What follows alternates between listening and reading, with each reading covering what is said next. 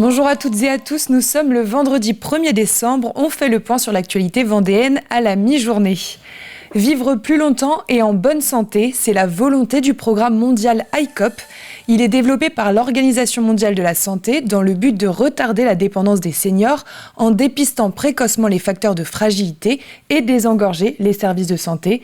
7 communautés professionnelles territoriales de santé en Pays de la Loire ont été retenues pour l'expérimentation, dont celle du Centre Vendée. Regardez ce reportage de Colline Davy. Citron, oui. Clé, Ballon. Citron, clé, ballon. 3 mots à retenir, la date du jour à trouver ou encore un exercice de mobilité. Ces patients sont venus pour le test ICOP. Il s'agit d'un dépistage précoce qui se concentre sur la mobilité, la nutrition, les fonctions sensorielles, l'état psychosocial et la cognition. Objectif donc pour ces sexagénaires ou plus, connaître son état de forme. Pour voir dans quel état j'étais, mais bon, je sais exactement où j'en suis. J'ai toujours eu l'habitude de faire travailler mon corps en fonction des problèmes qu'il a. Parce que je me soucie de ma santé, pour savoir si j'ai des soucis de santé ou quoi que ce soit. Par les temps qui courent, où on a un peu pénurie de professionnels de santé, genre médecins, les spécialistes, eh bien, c'est important de rester en bonne santé le plus longtemps possible. Plusieurs professionnels de la CPTS Centre Vendée se sont formés pour ce programme. Ici, avec ces infirmières, c'est la première étape. C'est vraiment de l'accompagnement pour mieux vieillir. Et puis, alors après, moi, je pense surtout aux personnes, ce qu'on appelle les accompagnants ou les aidants, qui, en étant accompagnants ou aidants de personnes handicapées ou gravement malades, souvent s'oublient. Et là, ça permet de dépister ou avant que ce soit trop tard. On est vraiment, nous, dans le dépistage, on n'est pas dans le diagnostic. Le diagnostic intervient ensuite auprès d'un professionnel lors d'une deuxième étape, s'il y a un doute sur une capacité affaiblie. On a un réseau de professionnels de santé du territoire qui a été formé pour effectuer ces dépistages qui se déroulent donc en plusieurs étapes et les professionnels sont formés à un certain nombre d'étapes. On va voir déjà ce que ça va donner sur les premiers dépistages et surtout quels bénéfices on peut en tirer pour les patients. L'expérimentation durera 3 ans. Ces dépistages ont lieu régulièrement sur le territoire. Prochain rendez-vous le 13 décembre à Nieul-le-Dolan. Et toujours en santé, les urgences de Fontenay-le-Comte sont fermées depuis ce matin jusqu'à demain 8h30. Il est conseillé d'appeler le 116 117 pour les soins relevant de la médecine générale et le 15 pour les urgences vitales. On change de sujet. Un job dating géant était organisé par Face Vendée hier au lycée Saint-François d'Assise de La Roche-sur-Yon. Il était destiné à 146 étudiants en BTS pour les préparer à se vendre après leurs études.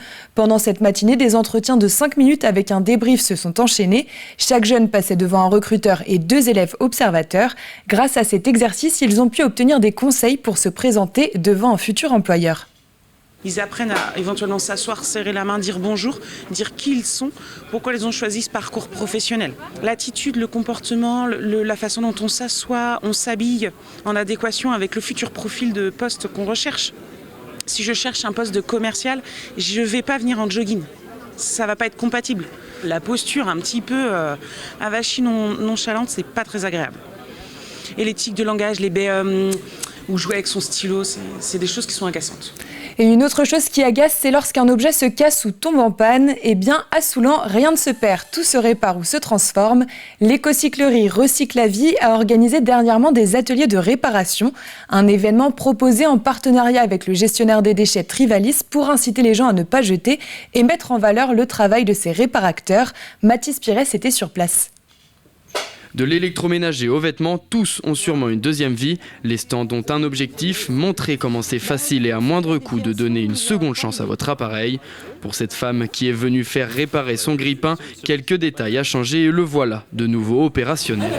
Là, regardez la dame, un grille-pain vaut une 60aine d'euros. Aujourd'hui, elle repart avec son grille-pain, elle a économisé 60 euros. Ce réparateur vous fait un diagnostic rapide et peut vous éviter des dépenses inutiles. Ce que je peux remarquer, c'est sur toutes mes interventions, on va dire que les 3 quarts du temps, on arrive à réparer. Donc c'est vraiment, pour ceux qui font pas ces démarches, il y a 3/4 des personnes on va dire 1/4 des personnes qui font l'erreur de jeter directement sans vouloir réparer. La démarche n'est pas encore automatique, elle revient de plus en plus, les gens prennent conscience de ça. Au stand d'à côté, elle ne répare pas, elle recrée. Cette pratique s'appelle de l'upcycling et consiste à transformer un objet voué à être détruit pour en recréer un autre.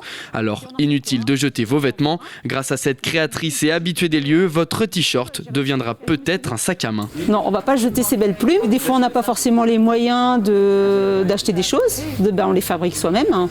Et après, ça les personnalise. En fait, on a des choses uniques. Ça fait une deuxième vie aux choses. Comme pour les vêtements que je transforme aussi en sac. Voilà. En 2022, 367 tonnes de marchandises ont été récoltées et réutilisées. C'est 10% de plus que l'année dernière. Une pratique qui risque de se démocratiser à l'avenir. Les mentalités changent aujourd'hui avec tout ce qui se passe au niveau climatique, tout ce qu'on entend parler aussi. Donc les gens revoient aussi un petit peu leur mode de consommation et d'autant plus en ce moment avec une période qui est un petit peu plus difficile, avec un pouvoir d'achat qui est en baisse. Les gens se rabattent un peu plus sur de la seconde main. À partir du 1er janvier 2024, le bonus réparation va être simplifié, élargi et augmenté. 73 produits pourront bénéficier de l'aide et le critère casse accidentelle deviendra progressivement éligible. Python, Java, C++, Arinfo, ces mots ne vous parlent peut-être pas. Il s'agit d'un jargon utilisé dans l'informatique, un domaine professionnel où les femmes sont peu présentes, il n'y en a que 27%. Partant de ce constat, la Comcom Océan Marais-de-Mont et ADN Ouest Vendée ont organisé des ateliers pour 40 collégiennes de Saint-Jean-de-Mont. Cette deuxième édition du Girls Are Coding avait pour but de les encourager à envisager une carrière dans le numérique et de briser certains préjugés. On s'aperçoit qu'en définitive, quand on conçoit des applications qu'avec des hommes ou principalement avec des hommes, on passe à côté de fonctionnalités, on passe à côté de plein de choses. On fait des outils moins riches que lorsqu'il y a une vraie parité entre hommes et femmes. Il n'y a pas forcément du code et des maths dans l'informatique ou dans le numérique.